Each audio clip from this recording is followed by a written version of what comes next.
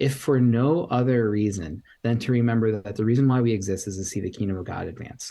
And if all we ever do is make our believers believe better, Hmm. the kingdom of God isn't really advancing, really, if you think about it. I mean, we're just feeling better about ourselves.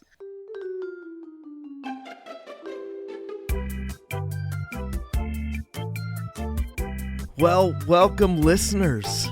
Coming in hot with a new episode of Church Chat. These are the conversations you wish you were having about ministry. You might not even realize you wish you were having them, but by the end of this conversation, you're going to be like, man, where was that? I could have used that conversation a while ago. These are real conversations about what life looks like in ministry, and we are just so pumped to be bringing you another episode here. My name is Josh Ott, and I'm one of your hosts. And I'm Emily, and today's guest shares our collective love of the ocean and coffee and has played a lot of roles at West Shore Free Church. Dan Spino, welcome to Church Chat. Thank you. Honored to be invited to this conversation. It's so cool to have you, Dan. I've gotten to get to know you a little bit over the last couple months, just with some of our kind of like working on some projects together with, there's lots of people listening that are from various parts of the church world, but Dan, Emily, and I are all connected through our tribe, which is the EFCA, and specifically the EFCA East. It's just been awesome to get to know you, man. I knew right away, and Emily and I talked about it right away when we kind of had some of those first conversations, like, we got to get this guy on the podcast. So I'm really pumped that you're here. Yeah, we're super excited to chat. We like to further introduce all of our guests by playing Two Truths and a Lie. Are you ready? So spiritual of us. I know. We make all of our guests lie. Yep. And I'm just going to throw it out there that I am winning in spotting the lies. So Shut it. You don't have to be an arrogant winner, Emily. Oh, but I am, though. I am. I hate losing, so I'm going to get this one. What do you got for us, Dan? Yeah, well, because I'm a perfectionistic performer, I had like two. I'm like, which of these two categories should I go through? And I was going to let you guys pick, but I decided that I'm just going to pick because okay, we'll know how you get to know me a little bit more. And you can ask me later if you want to know about the other one. My two truths and a lie. I have been in a hurricane, I have been in a tornado, and I have been in a monsoon. Whoa. The fact that two of those are true are wild. And so a hurricane or tornado and or a monsoon. I'm not even sure I know what a monsoon is. Dan, give us a monsoon quick definition. Yeah. Oh boy. Let's see. I think it has to do with the atmospheric pressure, with the heat hitting at the right time, the right season, and lots of rain. Thunderstorm. Okay. Could be severe thunderstorms. So something tropical. Storm. No, maybe. That is not true.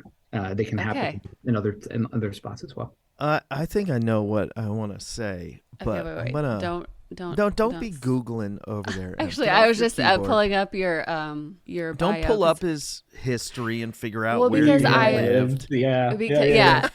Oh, this is why she's winning, Dan. She cheats all the time. I play this game straight up.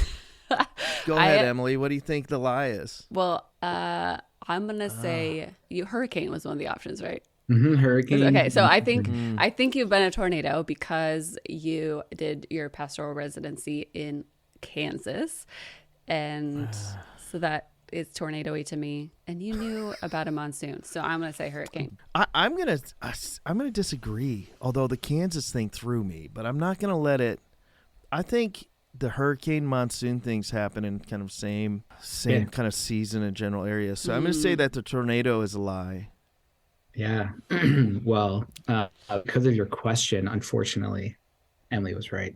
So I've never was in a hurricane, but we were in Cape May and the hurricane came up north. So we got more of like we got the tail end of it. So it was just a bad rainstorm. And actually, in that case, the tornado dropped down north of us. We weren't in it. So that's as close as a hurricane I've come. But in a tornado, when my wife and I were actually in Illinois. Okay. Right before we left here, but we went back to Illinois right before we came here. We had a tornado touchdown. We were in two condo buildings. We're in one and there's another one, like small buildings. The tornado came right down the middle of it. And we were like, I was outside looking, I'm like, oh my gosh, I just ran inside and I don't know what I said. Probably shouldn't repeat what I said. Yeah. But I was like, Yeah. get to the bathroom. We Ugh. got to the bathroom and like, you felt it. Like it felt weird and it was so fast, but like in our heads, like it just was like, whoa, what is this feeling? And then it was over. And then we look out the window Just and like like that. just the utter, like the trees, the destruction. I mean, like it was crazy. It wasn't Ugh. as significant as some of the other tornadoes, but it was a tornado that came through there. Then yeah, the monsoon. So when I was in Arizona, prior to my part of my faith story is where I actually became a believer. I was in corporate HR out there. I just witnessed this craziest storm ever in their monsoons. And in this case, it was actually what I wanted to tell you is that it was all brown. I mean, like you could hardly see like a foot in front of you. It was just so dusty and Interesting. dirty. Yeah. So it was sweeping in off the desert, obviously, and like tons of like rain and thunderstorms. It was surreal. I've never experienced something like that before. So, but I've That's also lived in the wild. blizzard as well. I'm from Buffalo, New York, so that's not, probably too Oh, crazy to think about. So I almost put that on there as well. But it's yep. been quite the collection of You've hit them all. I climactic know. events. Yeah. You I've just been in got a tornado one time, but it was a little baby Pennsylvania. Oh I yeah. live in Pennsylvania with mountains. Yeah. So when we get a rare, and it's extremely rare tornado, they're pretty, like my wife drove through it. You know what I mean? Hmm. Like it's still classified as a tornado, but it's not like a Yeah. little baby one. Well, we're super excited to chat with you. Like Josh said, we kind of all brushed shoulders working on a project, and it became very clear that we needed to pick your brain about all things connection. And Mm. I just really appreciate, I feel like I have not met very many people who have just such a intuitive, I should have like prepared how I was going to say this, like a knack for clarity in all things. I just think that's such a gift, and I definitely want to ask about how that plays out in the church world. But I would love to hear about kind of your Mm. vocational history. How I mean, you've been at West Shore for a lot since 2016, but how did you get there? Let's start with that. Oh wow. We don't have the time. Yeah, so I didn't grow up in a, Bible believing, Christ centered home. So the first part of my, first 23 years or so of my life were in the business world. So I went to undergrad, right out of that one, right to grad school, landed an internship that landed me a full-time job out in Arizona, Phoenix, Arizona. Hmm. So I was in human resource management. Is really kind of the probably more classical field. It's just a little more broadly defined than maybe how we might think through human resource management. I mean, it's very much like a business partner, talent, culture kind of person working with our business partners on the line. So that was a tremendous experience. I was part of their leadership development program. So it's a company that like develops their pipeline well, develops future leaders well. Yeah, so that's kind of where my faith journey started, though, too. I really hit rock bottom at that point in my life for a number of different reasons, and just had some people in my life that were close to Jesus, and I was like, man, I want to be like them. And when I hang out with them, they have cool friends, so I want cool friends. So I'm going to join a church to find friends. That really is the story. So I went and found this Hmm. church in downtown Tempe, Arizona. They met on Sunday nights in a bar because that the spaces were available and they wanted to reach the ASU group. Hmm. So I went there. I tell people I went there for friends. I stayed because of the music. I mean, the music was like a rock concert. It was crazy. But then every week, God met me, in that journey. I'd be, I was making decent money in this program, right? So I'm just like, what do I do with my money? That Sunday, sermon on money. Like, I'm wrestling with forgiveness. That Sunday forgiveness. Looking back, that's clearly the Holy Spirit Yeah. just at work in my heart, which took me a couple of years to realize that. Moved to New Jersey, which is where my faith journey really took off, just with some being part of a church, just surrounded by men that were older than me. And that led me to pursuing seminary. I actually met my wife in that journey in New Jersey. We got married, and I was like, hey, honey, let's quit our jobs and go move to Chicago where it's, expensive and not have any income and go to school full time. Sounds So like a great plan. yeah, she was, we look back on that, we're like, what were we thinking? But yeah, so it was a seminary at TEDS, really great. Man, I can't speak highly enough for my time out there at TEDS. Just such a phenomenal school, phenomenal faculty, and just learned a lot. And then that landed me with the Christ Community Kansas City Church. So that's kind of like faith vocational story kind of intertwining here. I can't remember your exact question, Emily, sorry, but the two kind of intertwine. So I was with those guys down in Kansas City, great experience, great group. I can't say enough about those guys down there, just the leadership and just the way they think about church, the way they love God. It's just really, really neat. But then coming out of that, I didn't have a position lineup. So after my 2 years there, I had something that kind of fell through at the last minute, really last minute. So it was like, oh boy. So that led me back into HR. So I ended up going back into talent and culture consulting. I had a friend that started a business and I was helping him kind of get it going. And a client called and said, we need HR help. And he's like, hey, do you want to help with that? And did. And we moved back to Chicago. My wife is a graphic designer, so she had a job out there, and we did that for a couple of years. We moved to Pennsylvania actually because we were both freelance, and Stephanie's family's all in Central PA. It's the kind of Messiah University story. Siblings came here and then ended up staying. Mom and ended up retiring here, so we're like, well, let's go be near family. Never once thinking I would live in Mechanicsburg, Pennsylvania, just because we were in Kansas City, Chicago, New York, and now we're in Mechanicsburg. It's like a little different, but it's been great. So I came here in 2015, not for the church position, still doing consulting, but then a position opened up, applied, and joined staff in 2016. So it's been 7 years now. I love that story. And I don't know how I missed this, but now that you mention it, like, it's just really evident to me. I think that people with your kind of background in the business, kind of corporate coaching, that kind of setting, really bring something wonderful into the church world when they, when God kind of like moves them along, or however he calls them into ministry. Like, clearly he called you from that world into ministry, and clearly he is using that in how you minister now and how you've worked with us. I love that. Do you find that has been a helpful thing that God has used in your time in the church world too? I mean, the short answer is yes. I think the more complicated answer is, it's been hard. I've kind of taken up the phrase of like, I'm of the church, but not from the church, which actually is good. Because like, I don't think maybe the way church leaders might normally think, only because like, that's like, well, just because we did that doesn't mean we have to keep doing it. Like I've come from a different world. Like we don't do it that way. But that can also be frustrating too, because you're not like, getting that buy-in and connecting in. So yeah, there's probably a healthy tension there in a way. Yeah. So what I love about it too is like you see it with fresh eyes, right? Like, so I was somebody that grew up in the church world, and Dad was a pastor, and I had to intentionally, when I saw this in other people like yourself who had this fresh kind of eye and perspective, I thought, I want that. I had to like veer off a little bit, intentionally build connections with entrepreneurs and business people. I've spent time going to business like camps for entrepreneurs. I've been in business masterminds. Like, I had to intentionally go try to cultivate that kind of fresh look and the eyes to see it from maybe a different perspective. So I'm really grateful for that. I think that that kind of voice is very much needed in churches, and I'm glad that we get to kind of like bring your perspective to a broader audience now. Yeah, and I think that goes along with like your ability, those fresh eyes, ability to look at church things and kind of reconfigure them in a way that are going to be accessible to everybody. And so, like I had mentioned, like you just have such a great way of seeing things, especially like the written word. And I hate to like use this word or this phrase because it's just a weird one, but like so you helped us kind of massage a a document that we were working on.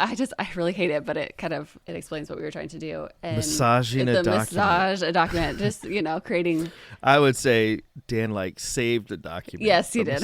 If you want to go a different direction, Emily, I actually heard somebody one time use the phrase punch at. Like, I'm going to give you something to punch at. Oh, good. Yes. Okay. I much prefer that one. See, again, this is a perfect example of you right? nuancing words to make them more clear and stuff. So why do you I feel like maybe the church world is a place that doesn't do that well, relies on preconceived constructs and paradigms and just parrots them out in the same way all the time.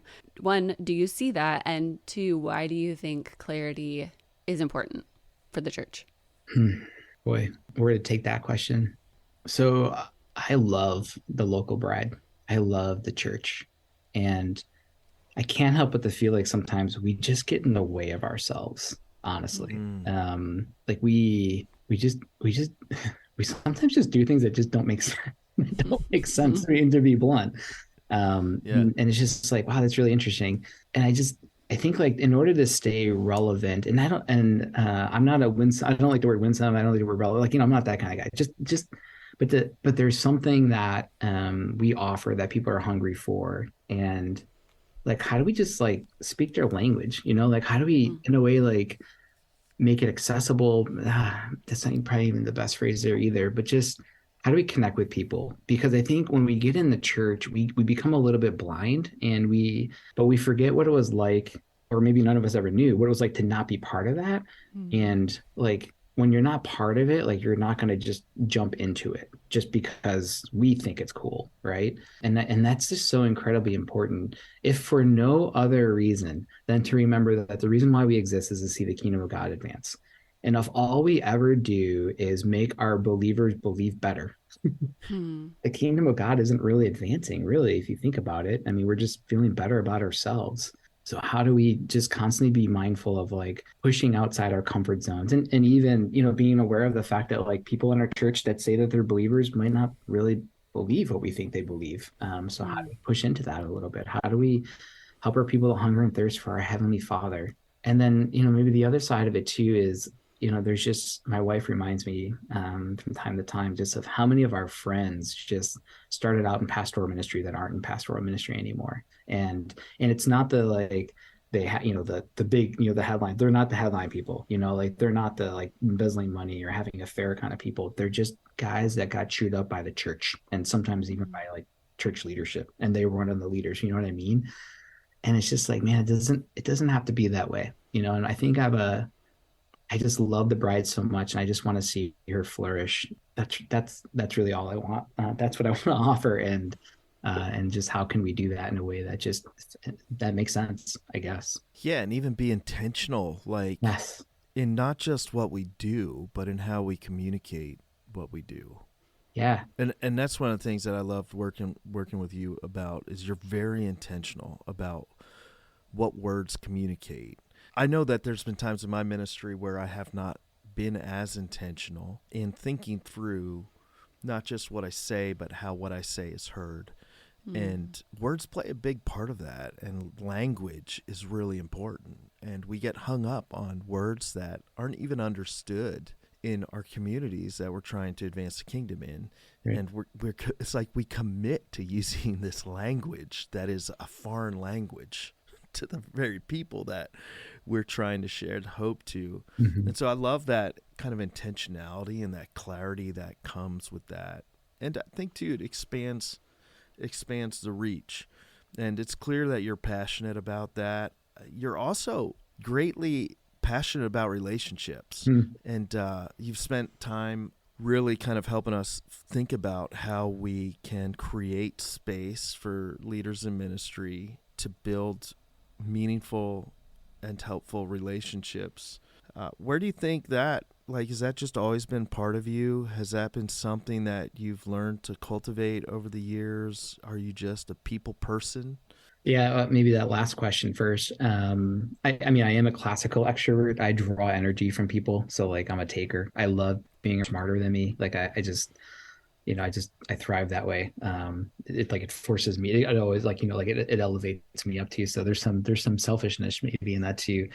as I was pondering, anticipating a question like this, I was just thinking through, like, I think in a way we probably all minister out of our wounds, and perhaps the thorn in my flesh from the Lord is that I don't know if I ever feel like I actually fit in. Whether I do or not is, like, that's between me and God to kind of keep wrestling through that. But I think in a way he uses that because I don't want other people to feel like the way I feel.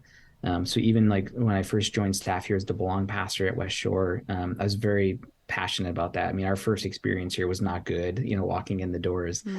It's a beautiful church. I love our people. If anybody's listening, but we had some growth to do in terms of like how we create an environment where people can feel welcomed. But really pushing past that further, our goal was to grow our life group, our small group ministry. So just thinking through, like, okay, well, let's back this thing up a little bit. Like, if we want people to get into life groups, like if that's our goal, one of our goals, how do we kind of like go downstream a little bit and be thinking through creating that environment where like people are just, I mean, like if you don't feel welcomed coming in our door, you're probably not going to want to get into a room full of people to like get into a group with, right? So Right. let's start chipping away at the culture a little bit here, thinking through like the culture that we have when we welcome somebody into the door, the spaces that we're creating are going to help lead to maybe 2-3 years down the road, help lead to creating environments where people can get together and grow together in Christ. So that's part of it. I guess I think through big and small at the same time. I don't know where that came from. That's just, maybe it's the big mix of the corporate background. I'm the youngest of 6. I see some of my traits in my siblings too. So perhaps I got like all of their traits kind of came downhill to me.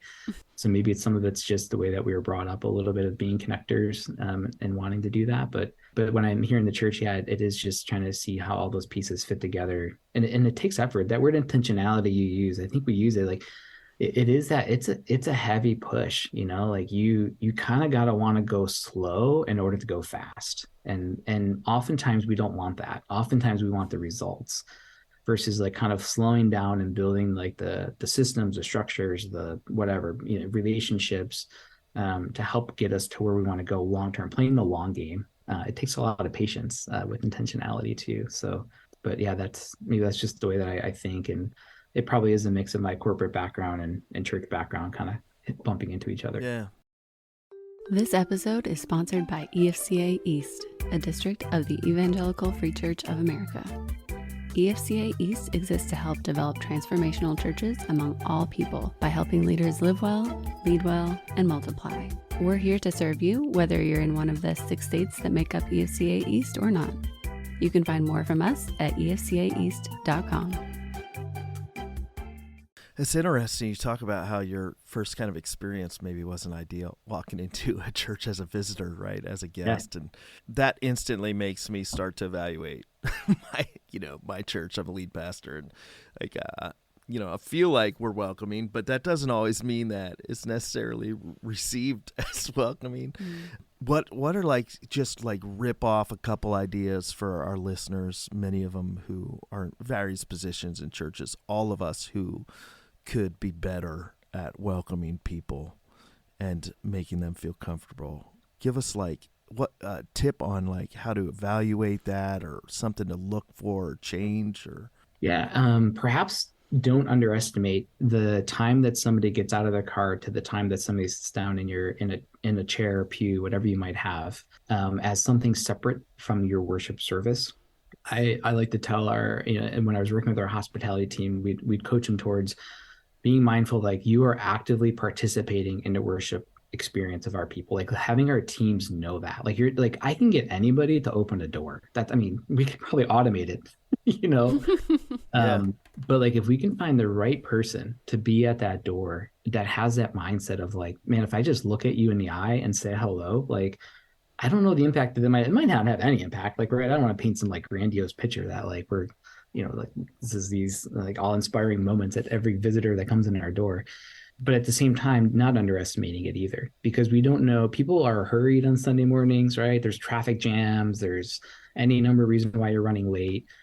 Just being in that mindset of like, we are starting to settle their hearts so that when they sit down and their hearts are being a little more prepared to worship our Heavenly Father.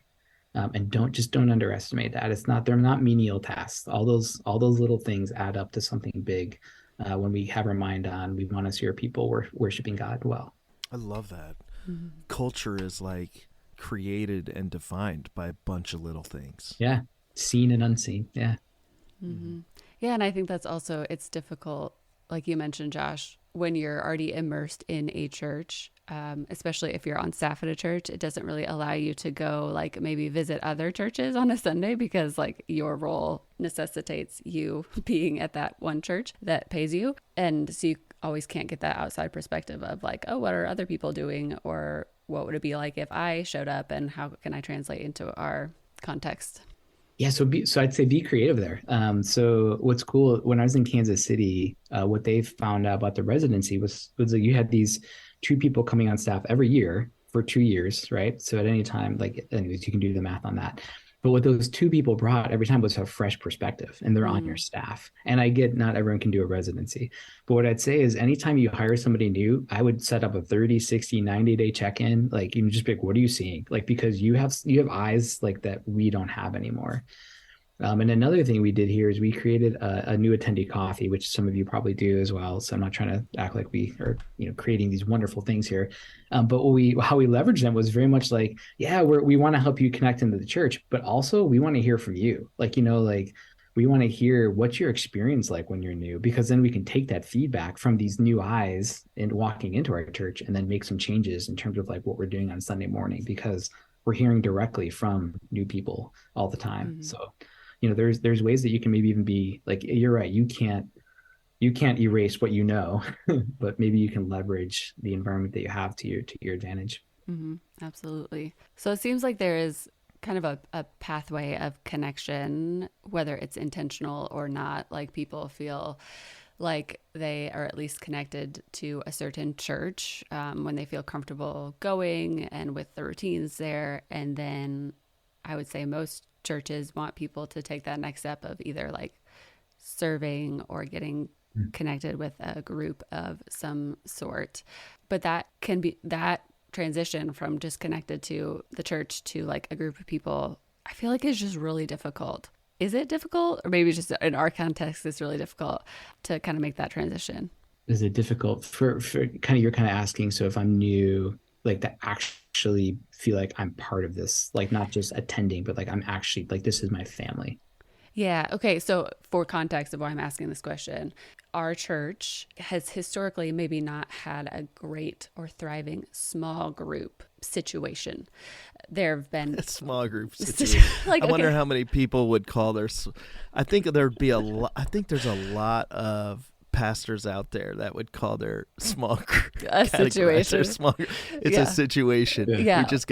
We got a situation. Well, I didn't want to call it like a program, but I mean, it kind of is. Yeah. You want the raw Dan? Yes. Always yes. Raw Dan. Why do you care? You know what I mean? Like, I guess what I'd say to that is like, are your people growing in their walk with Christ? Are they growing in hating sin? Are they growing in loving God more? Are they living out their faith in day to day? If that's the case, and I'd say like, don't let small groups become this like metric. I had a friend who, he was a small groups guy, and he went to a big conference. I think it was like Andy Stanley's church, like, hosted this big conference, and like, they have all the answers. Well, he was talking with one of the people on staff, and he's like wrestling with all the exact same things he was. And he was like, wait, you're struggling with the same thing I'm struggling? Like, why am I listening to you? Right. I think like there's this facade that like, if your church isn't like 95% small groups, you're probably failing. People are dying, going to hell. And that's just not true. And maybe don't underestimate, like, if you have people coming together on Tuesday night, that means they're saying no to something else to come on Tuesday night. Like that's pretty big. So maybe the question might be like, how do we leverage that time differently? I might give a plug here for, I think it's JT English, Deep Discipleship, that book. Like, I thought that's really helpful book to be thinking through, like, how do we do training well in a church? And like, the big takeaway from that for me was like active learning environments, like give pre-work, give, like when you come to a Bible study, it's not just me talking at you for 45 minutes. We're going to do table groups. You could even be thinking through like, hey, let's break this study. Let's do an hour and a half Bible study. And the first 45 minutes might be teaching. And then the second 45 minutes, we are going to break you into small groups to talk about what we just taught on. It's like, right, those are small groups. You're not in someone's home. but you're facilitating those conversations and then play the long game on that, right? So like maybe in 2 or 3 years, those people are like, wow, this is really fun sitting around a table, but I don't want to come on Tuesday. Anyone want to come over to my house on Saturday morning? Like you don't know. But if nothing changes, however, people are growing in Christ, like that is why we exist as a church. Like, right? That is what we're after. Our people are busy. I think we forget that sometimes, like we do this vocationally 40, 50, 60 hours a week, whatever people work. If you're working 60, let's talk. You should cut back. But our people are too, but not in a church, right? Like Josh, I'm sure you are an amazing preaching pastor. They might not be thinking about your sermon right now while they're working. You know what I mean? Like, right. Yeah. Because they can't, right? Like they're just busy. And I think we forget that sometimes, that our people have lives and they're fighting they're doing, and our culture is getting worse and worse for them. Like their families are getting more and more complicated. Their work schedules are more like, so like just, try to find the wins that we can get for our people in your context. And as long as we're growing in Christ, let's celebrate that. I cannot love that raw Dan answer anymore. Like I feel like that's I don't know, maybe that hits me extra hard because you're trying to always figure out how do we value people over the organization, and how do we really focus on loving people better? And that just has this whole feel about like we get so addicted to our ideas. Like I need a successful small group program. And if I don't have blank percentage of people in small groups, and we're failing as a church. And in that kind of mindset, it's a complete disregard for what people's actual lives, wants, needs are. Right. Yeah. And what you kind of just said is like, hey, focus on just the people, like, and do it in a loving way, and measure success, growth, not by a planning center percentage that's cranked out about how many attendees just moved into small groups this quarter. Yeah, because when you do that, what you're also missing, and Emily, I don't know about your church, but like how many volunteers do you have on a Sunday morning? Like how many people are plugging into ministry throughout the week? How many people are like, like when you start to really think through people connecting in your church, if you change your metrics, you might find that people like you're probably having more connected church than you realize you do. They're just not in this one bucket that you think that they need to be in. And I'm not saying small groups are bad. I do see the benefit of small groups. I'm pro small groups, I'm pro life groups. Like I want to see that ministry thrive, but give yourself some grace maybe in that journey is what I'd say. And just see like, how else, again, as long as people are growing, that's why the church exists, right? To push back the forces of darkness and to see the kingdom of God advance. And if our people are doing that, then hallelujah, right? But so can our discipleship, this just has my brain like spinning. Can our discipleship constructs or systems be a detriment to that? Like, so we have a discipleship kind of plan and system, and that's important to us. Sometimes I think we're measuring pieces and programs even in that maybe is not necessarily capturing kind of the journey that people are actually on, and almost trying to fit them into these very clearly defined steps. I don't know. Yeah. Are we missing something by not kind of like seeing in between the cracks of our discipleship processes as good as we should be? Is there a way to broaden our perspective or free ourselves maybe from such a strict evaluation with our discipleship constructs, or am I just way off? Yeah, I don't know. Maybe it's like both and. Like I feel like we ask so many either or questions sometimes. Maybe if your constructs, if your programs, your systems, your classes, if they're producing the life change that you want, then great. But if they're just producing people that are wanting your program, then are waiting for your next program, then maybe it is worth reevaluating. Like, what are we doing and why are we doing it? That's possible. Yeah. I just think that, just listening back to Emily, this is what she said before. Like, I feel like we have these mindsets. Like if we don't do this, then we're probably not doing well quote Tom Nelson one time. He's a pastor out there in Kansas City. He said, "I'm the who's who among the who's that." Like, he'd always be in these meetings with people, and he's like, "Why am I here?" Kind of feeling that right now. Like, why am I on this podcast? Right. But yeah, maybe give yourself some freedom a little bit more in that, and not to think so like, yeah, so rigid. And for some people, there's a guy that spoke at the district, and I forgot his name now. I'm sure like his discipleship pathways are working really great. That's good for them, for that context, for that church. That's really great. But like if I'm measuring my success against his constructs in my church, like I'm like, that's just not good for me. That's not good for our church. I don't think he would even say like, yeah, you should do that, by the way. Yeah, and you said that way more eloquently than I was thinking it of that. Like, we really cannot compare our discipleship pathways. That is not helpful, because I'm thinking through like, and also we cannot bring our preconceived preferences to discipleship. Because I'm going to be honest, raw Dan would kind of irritated me in the realm of like, man, like I love small groups and I am like a small group champion. But why is that? Is because I had such a wonderful, life-changing small group experience at our last church that like still lives with me. And so like it would be my heart to be like, I want that for other people here, you know, who are maybe just stuck in their studies, that are just wanting knowledge and not wanting to like dive deep with people. But we have, because my husband is much more like level-headed and mature in things than I am.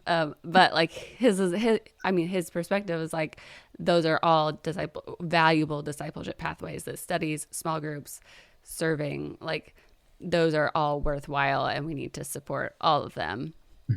You know, and like, you know, we're trying to combat people in our area who are predominantly leaving the Catholic Church, coming to ours, and or have never been to a church, coming to our church. And so that's a unique, you know, that might be different than what West Shore is experiencing when new people come. That would be different than what Grace is experiencing when people come. So like our discipleship pathways need to be tailored to our own context, which is like, duh, of course. But the temptation is to always, you know, measure yourself by what like Andy Stanley's doing, or like what other successful churches, and success being kind of a whatever construct. But, you know, like it's very difficult to let that go. Yes. So let me just go on record, because we're being recorded, that I am pro life groups, pro small groups. I see the benefit of them. I am for pastor elders above me. If you're listening, I do my job. But I guess what I'd say though is like, just, you know, maybe just broaden your lens a little bit, and or how can you leverage systems to support your systems? So like a question I'm starting to just think through. We haven't rolled this out at all, but I'm just teasing through like, okay, we have a really successful women's ministry. What if we like start leveraging that for small groups? Like, so when you register, let's ask, are you in a life group? If the answer is no, let's start putting you at a table with other people that have no, so that you're coming for the Bible study this season, but you're meeting some other women. And then maybe out of this season, like you're still connecting with these women, and maybe not coming on Tuesday morning, but doing something on Wednesday night. And if you're married, bringing your spouses. If not, like you're still just doing your thing. Like, you know, like how can you leverage what you do have to kind of help you get to where you want to go? Because you're right, there is something in that intimacy in small groups that's important. But I guess I'd just say, like, if all you're getting is a Tuesday night Bible study, like, well, could you shape that time a little bit differently, kind of leverage what you were hoping for? But instead of ever being at everyone's homes, you're in a room in a church. Like, it's okay.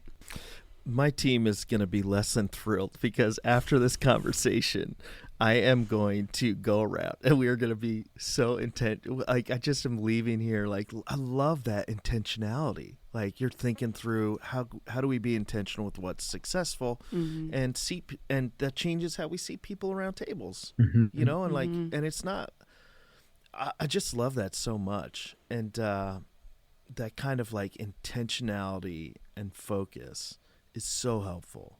I can drive you nuts though, Josh, because what I'd say is seats around tables go odd, by the way, don't go even, because when there's even, that just insinuates married couples. So put like 7 chairs instead of 8. Like, leave room for a single couple, right? No, this is gold. This does not annoy me. This is like the golden stuff. I would much rather talk about, like, this is so good. And maybe the question, like, for our listeners, right? Like, you're listening and you're on all different kinds of seats. Some of you are lead pastors. Some of you aren't in ministry. You're looking to get into ministry. Some of you may be like this. I'm on my last straw. Like, I'm ready to get out of this place and go drive a truck or something just so I don't have to deal with people. And like, you people all over the place. And maybe a good question like for you to be asking, because you can affect positive impact and change no matter your position or title in your culture and church, just by asking, what can I be a little more intentional about? And then just follow those steps. You know, like Dan, what I see in you, Dan, is you just follow those, kind of like ask a good question and then be intentional, and then ask another good question from that place that you were just intentional about, and then just keep following that step by step. And I absolutely love, like, everybody listening should go rearrange their seating in their classrooms and make it an odd number. Everybody. Yeah. I had a question that I was going to throw on the end of that rant, and I got myself so excited.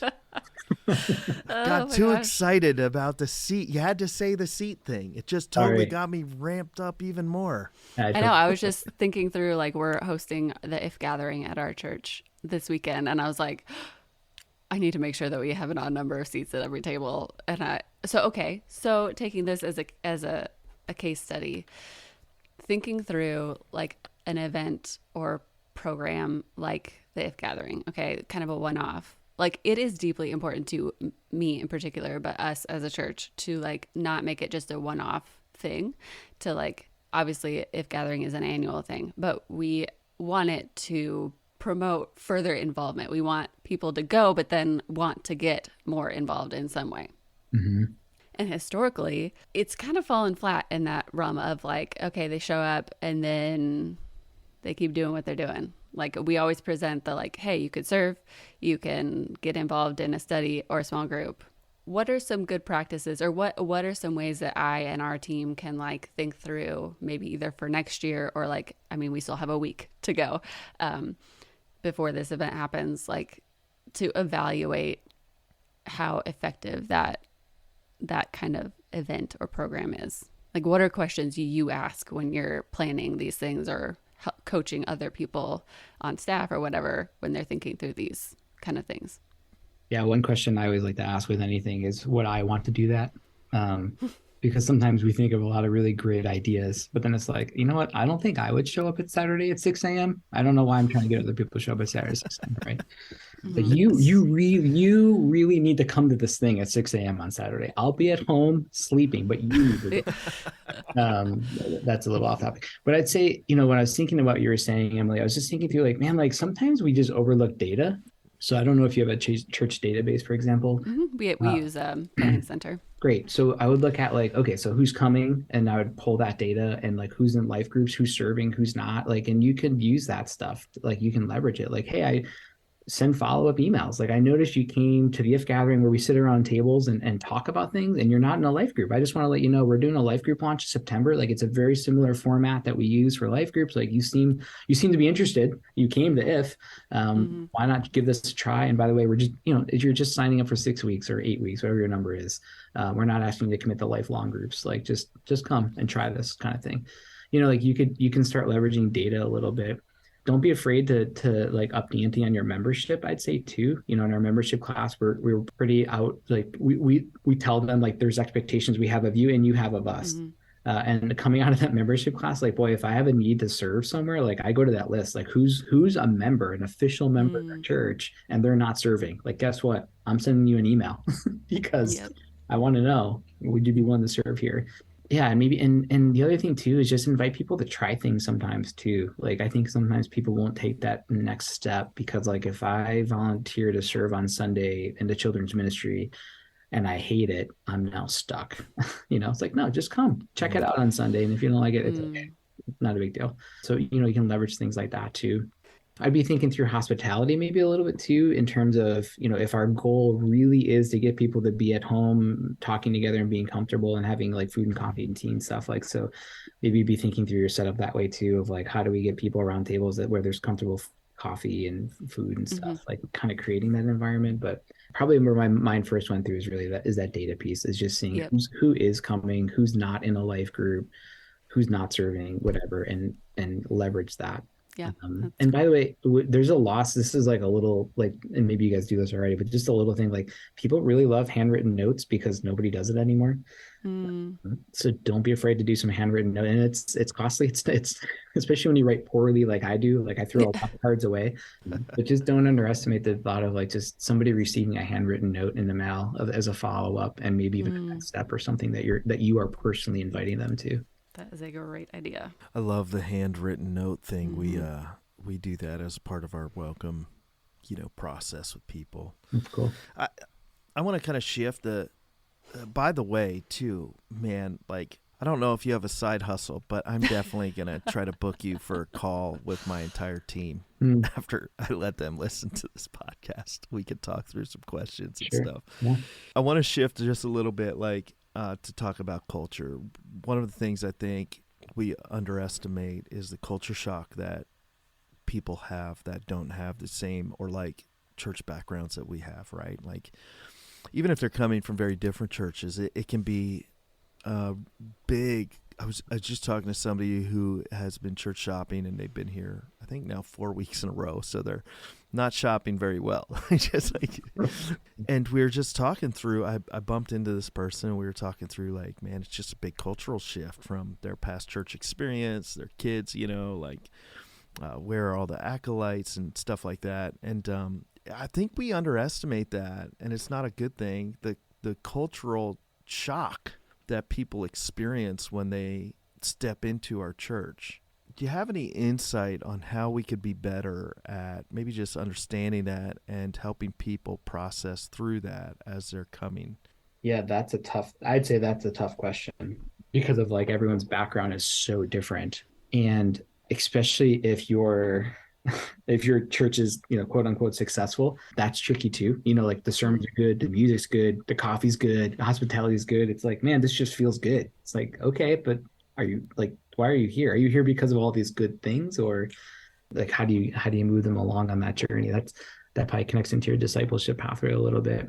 But yeah, I would say like, don't be afraid to be direct with people. That might be it. Like, if you're meeting, like you said, you bumped into this person, let's just use that as your example. Like, let's like, don't be afraid at some point to just be like, hey, like you've been here for like 4, 5, 6, 7 to 8 weeks now. Like, what are you thinking? Like, you're telling me that you're not committed, but you're here more than my regular attendees are in the past 5 weeks. Like sounds like maybe you are, like what, or what's holding you back? Like, why won't you commit? Or, like it's amazing the positions that we have, the conversations that we can have with people, and you never know how that might open up an avenue for, at this point, like who cares if they're joining your church or not? Maybe there's pain there, maybe there's grief, maybe there's sorrow, maybe there's theological confusion, that, this might be your one time to help, and maybe you'll never see them again, who knows?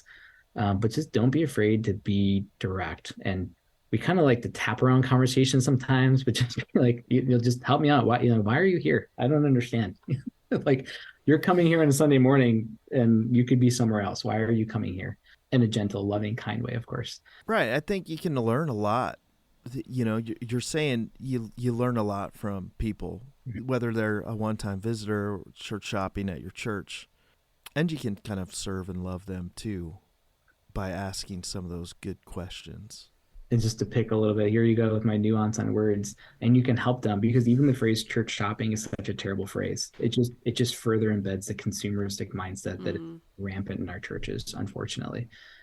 So even just help them to see like, hey, like if this isn't your church home, ultimately, like in our membership class, this is kind of how we end our membership class. If you don't want to be a member here, like honestly, that's fine. We're not trying to just grow numerically. Our heart and desire is that wherever you go, like you find a church that becomes your church home, where you worship our Heavenly Father and grow in your relationship with our Savior, Jesus Christ, and interact with the Holy Spirit on a daily basis. Like that's our desire. And we hope you can do it here, but if not, that's great. But just please find that, like just remembering that perspective, that can be helpful too. What are some things we could do better in church culture?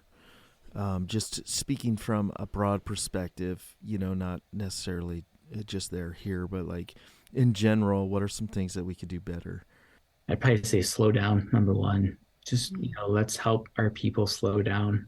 I think that we we can't see, because we're all in it, we cannot see the pace of the culture, whether it be internal, external church culture, but the pace of culture is going so fast right now, like so fast. And so how do we just slow down a little bit and help our people to slow down? Because all that has the down, like the upstream effects of like you're slowing down your relationship with God, then maybe, and teaching our people to be okay with that. And maybe it means like on Sunday mornings, we just give more space for silence. Maybe we create spaces more for prayer. We create, if we want people to be intimate at home, like in homes, like how can we create some avenues and spaces, even like in the church, where people can maybe sit around a table where others aren't right on top of them, where they can start to talk. But really, I think the biggest thing for the church is really just kind of slowing down a little bit. I think we'll see that there'd be much gain from that. Thanks for that. That's a good word for sure. Yeah. Yeah, and I think we didn't talk about it, and I don't want to push an agenda here at all, but let me just say, like, pastors and church leaders need this too. I think that we have to remember that we're all sheep under one shepherd ultimately, and as much as we want to see our people grow and get into the communities, and like I think pastors need to do that. Not even I think. Let me take that I think off the table and just say pastors, church leaders need to be doing that too. So introducing healthy cadences and rhythms. And I'm no expert here. I was listening to Matt Staffenger's podcast a little bit. He said he has like this daily thing he does. I'm like, oh man, I don't do anything daily. Like, oh really? But just remembering, like, if we think that getting in a small group is really vital for other people, well, then maybe we should be in a small group. If we think that our pursuing our walk or walk for other people is important, like maybe make sure that we're doing that too. Leaders can only take people as far as they themselves have gone, so we need to remember that. So that means surrounding people on your team that are helping you just in your own personal journey too. And that could even be like, what we started is just trying to get some other pastors in the district together in a small little cohort gathering, and just, having a space where we can talk and just share ministry, because we can talk to each other differently than we can talk to, attendees. We speak a very quick common language very quickly. Even some of this conversation we had today is very churchy, but we all knew what each other meant. Somebody else coming in and be like, wait, what? Yeah. He said, that's a good word. Yeah. I thought it was a bunch of words. That was like a sentence. That wasn't just a word. It was like a paragraph. Yeah, exactly. Yeah, he's rambling again. Come on, somebody mute his mic. Yeah, so that's all. Like, so just remembering that pastors need to tend to their souls as well, and to do that well, and to pursue, don't hide. Find those avenues where you can talk with other people, and it might be with some attendees in your church, but when you do that, you have to be mindful. The caveat there is, you might want to have a safe spot to vent, which is, please do, but just remember they're attending your church too, and there'll be an impact there, which cannot be a problem at all. I don't want to limit that, but just be mindful of that too along the way. But that's where, like, if we had some other brothers and sisters around us, like, that are in the journey, like kind of maybe at a different church or nearby church, that can be really helpful for you too. So I'd encourage that as well. I'm so glad that you brought that up, because that is hugely important. As an introvert, who finds, like, we are just challenging our congregation to invite somebody to come to our Easter service. I'm a pastor's wife, and that gives me anxiety. Just like try like, oh my gosh, I have to talk to somebody and like invite them to church, which is like dumb, because they should be coming to church. But for somebody who might be intimidated, Josh is laughing at me, to like reach out and ask, what would you say to that? And how can, because I've heard you talk about this before and you make it sound really simple. So like, what's like the best practice for getting people together to do this?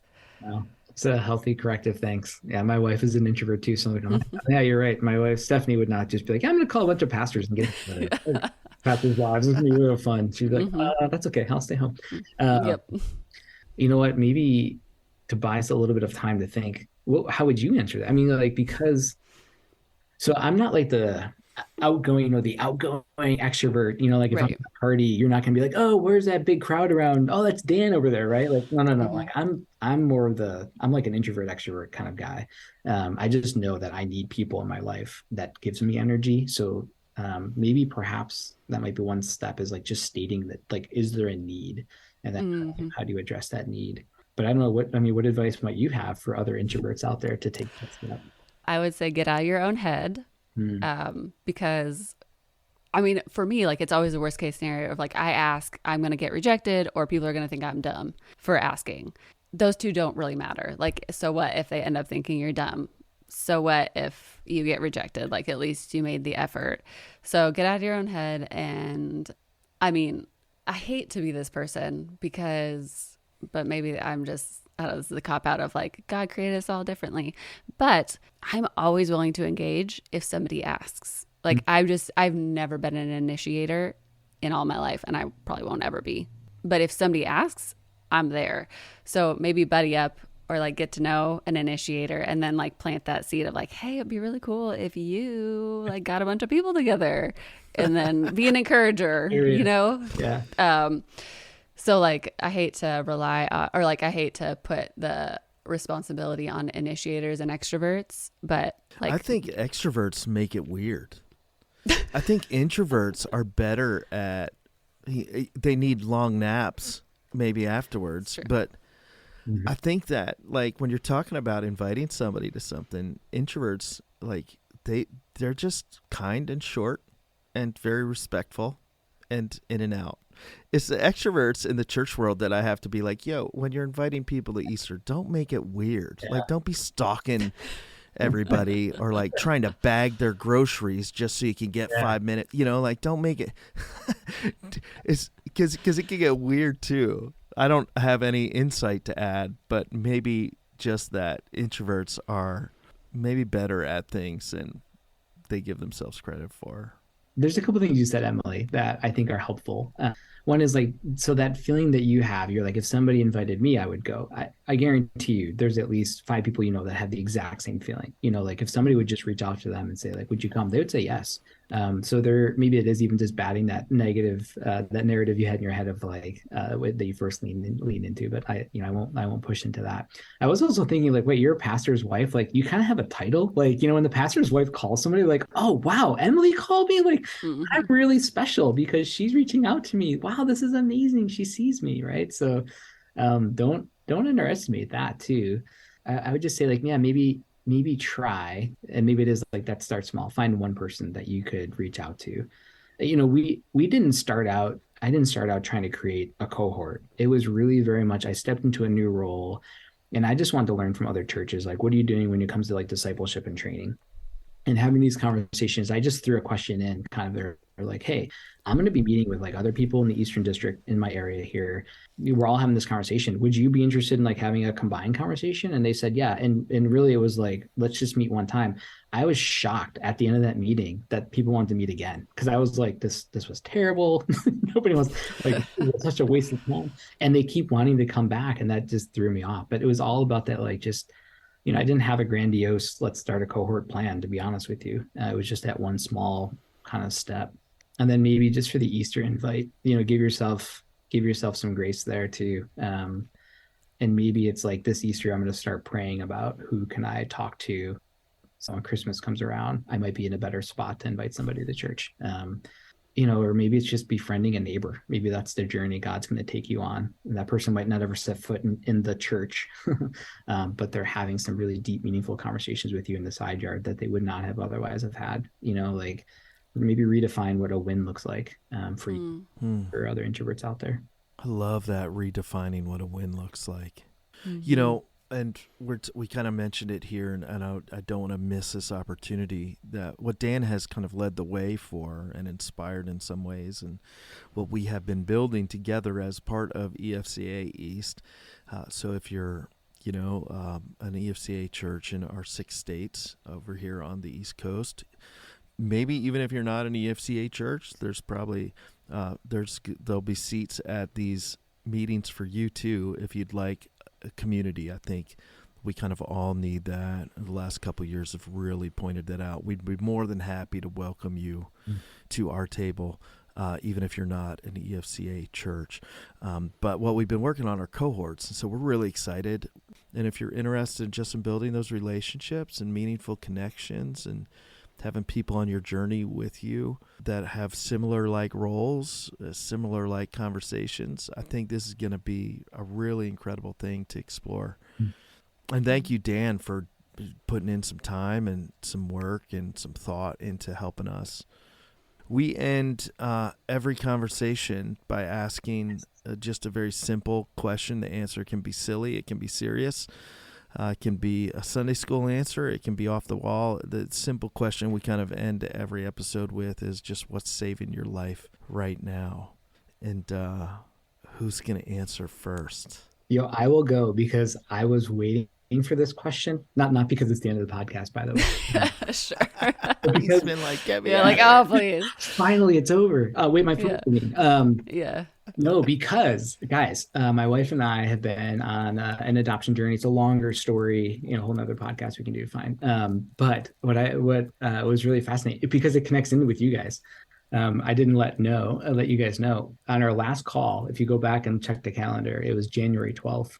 And that morning we were alerted that the birth mom we were walking with was going into labor. So while I was talking to you guys, in the back of my mind was like, oh boy, there's a baby coming into the world that my wife and I are going to be welcoming into our family. So Annabeth was born on January 12th, that evening of our meeting, that same day. So she has just been bringing life. Yeah. So she's just over 10 weeks old. We brought her, she came home with us on the 15th, and she's beautiful, full of joy, and helps me see my sinfulness every day.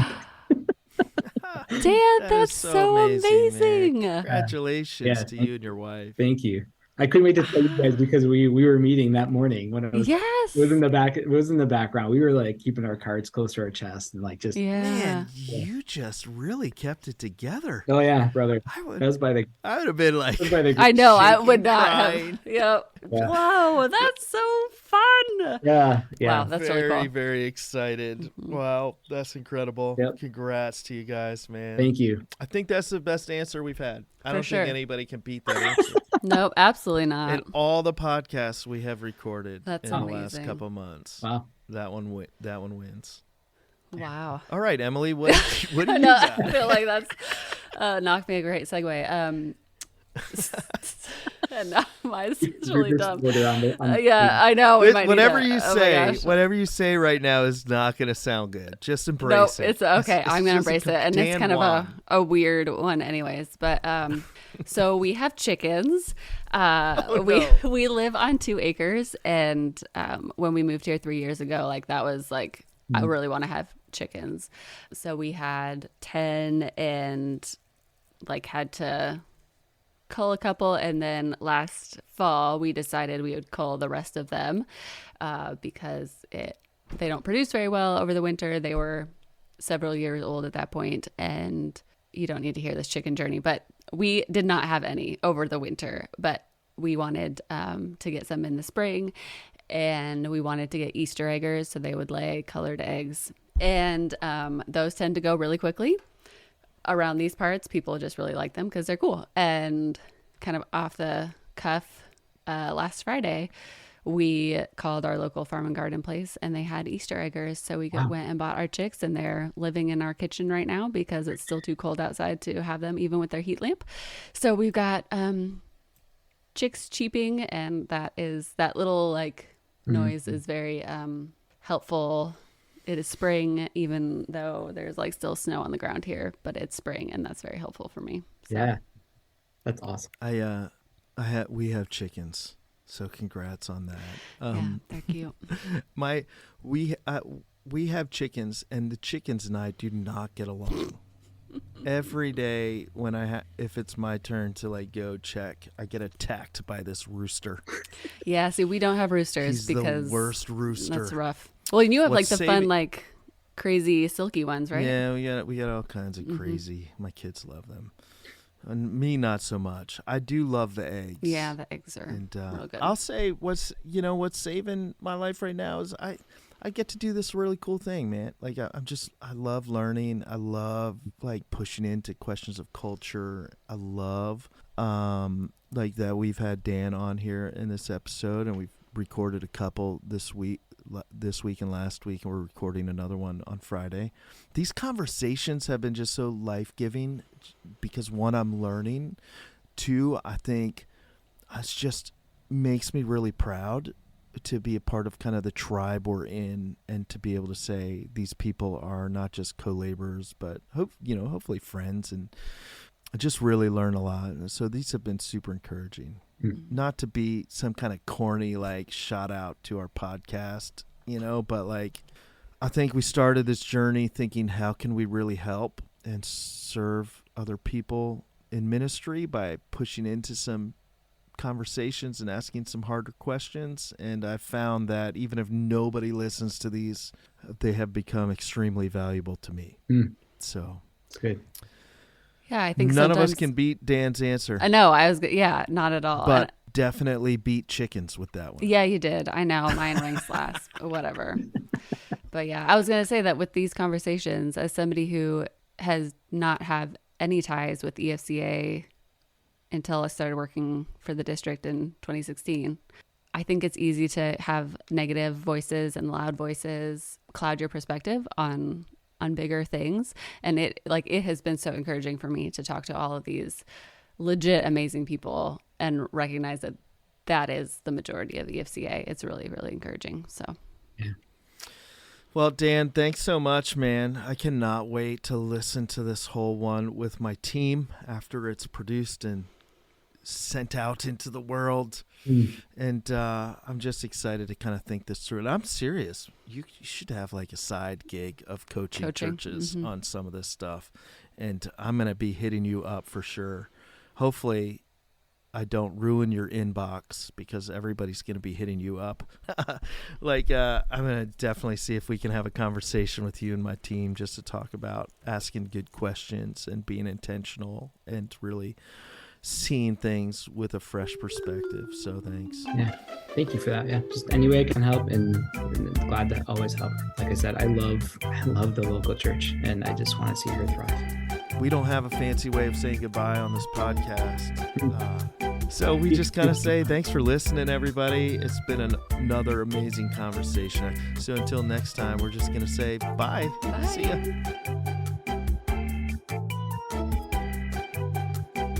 The Church Head Podcast is for educational purposes only. We dive deep into important and sometimes sensitive conversations and topics about life in ministry. Please know that the views and opinions expressed in this podcast are solely the views and the opinions of the guests and the hosts, and do not necessarily represent the organizations that we work for.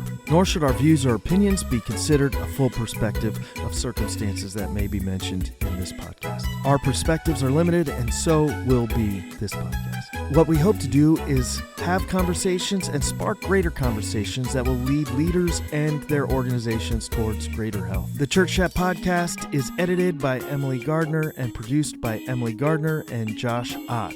The Church Chat Podcast is supported by EFCA East, an Eastern District of the Evangelical Free Church of America covering 6 states. EFCA East helps leaders live well, lead well, and multiply, helping churches find new vitality and multiply transformational churches on the East Coast.